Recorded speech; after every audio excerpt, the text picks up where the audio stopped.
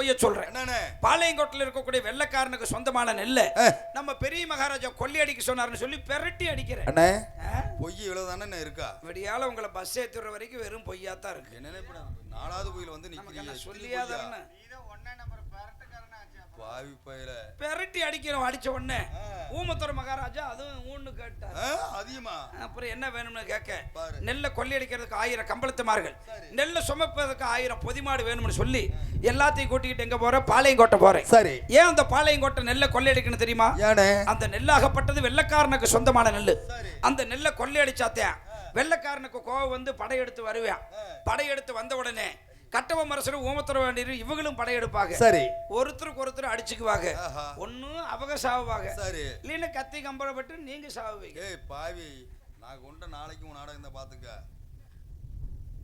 நெல்லை மட்டுமா கொள்ளையடிச்சு? அப்புறம் நெல்லுக்கு காவல் இருக்கக்கூடிய கருப்பண தேவை, பாண்டிய தேவை, வேளாண்டி குடும்பம் 3 பேருமே வம்புல தொட்டு 3 பேர்த்தையும் கொன்னாச்சு. அப்புறம் என்ன பண்றது இருந்துகிட்டு இப்ப நேரம் எங்க போகணும் தெரியுமா? பாஞ்சாலங்குறிச்சி போகணும். சரி, மகாராஜாவை சந்திக்கணும். சரி, பாளையங்கோட்டையில் நடந்த விவரத்தை எடுத்து சொல்லணும். சரி, அப்ப மந்திரியாரை இப்படி செய்யலாமான்னு அவரு கேட்பாரு. மகாராஜா இதுக்கெல்லாம் காரணம் நான் இல்ல, நான் எவ்வளவோ தூரம் வேண்டாம்னு சொன்னேன். சரி, நான் கூட இருந்ததுதான் நானு.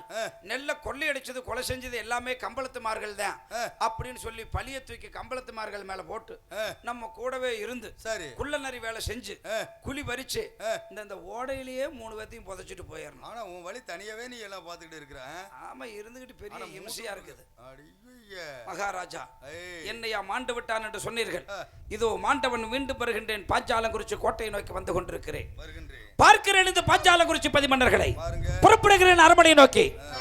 பட்டர நல்லாயோ கொள்ளை செய்து பாண்டியன் தானாவதி பைரவனியா.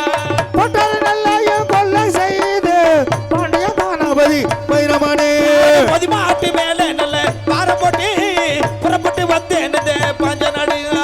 பதிமாட்டு தன்னையோ பாரம் போட்டு புறப்பட்டு வந்தேனே தானாவதி. மக்கால கண்ணாடி மேலதடி மன்னதி தானாவதி பைரவனே. பட்டர நல்லாயோ கொள்ளை செய்து பாண்டியன் தானாவதி பைரவனே. சித்திர கண்ணாடி மேலதடி தீரதி தானாவதி பைரவனே. சித்திர கண்ணாடி மேலை நாடு தீரவதானாவதி பைரவனே. ஓடி வருகின்ற பிள்ளை மகள். ஓட்டல்ல பெருநடையா ஓடி வருகிற தானாவதி. ஓட்டல்ல பெருநடையா ஓடி வருகிற பிள்ளை மகள். ஓட்டல்ல பெருநடையா ஓடி வருகிற தானாவதி. ஓட்டல்ல பெருநடையா ஓடி வருகிற தானாவதி. ஓட்டல்ல பெருநடையா ஓடி வருகிற தானாவதி.